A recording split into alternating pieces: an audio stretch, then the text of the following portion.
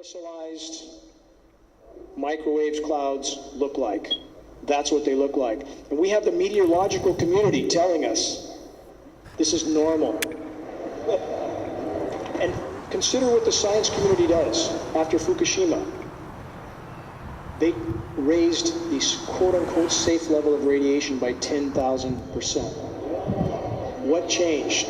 They make it up as they go, and we have an academic system that has been bought, sold, and paid for by the power structure. These clouds, as you see, are aerosolized with electrically conductive nanoparticulates that can be manipulated when exposed to radio frequencies that can cause them to repel each other. So you get an appearance, if you put iron shavings on a table with a magnet underneath, they align. And this is the same scenario we see in our clouds. So this is how they're trying to create as much cloud cover as possible, however toxic, however damaging to the atmosphere. That's their goal. This is part of how they accomplish it.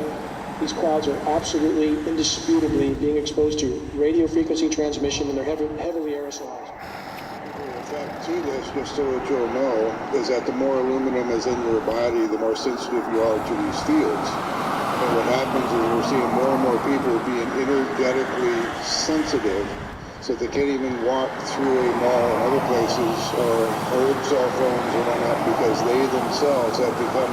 I remember when I came to Reading in '85, we had a couple of TV stations where we put aluminum foil on the antennas. They're now the new aluminum foil. We have aluminum in the chemtrails. And the aluminum in the chemtrails enhances the effects of HAARP. And HAARP is sending out extreme or extra low frequencies. And these frequencies work with or against or in or through our bodily systems. Because, as I said, we are electrical beings. That's why homeopathy works. It's frequency information.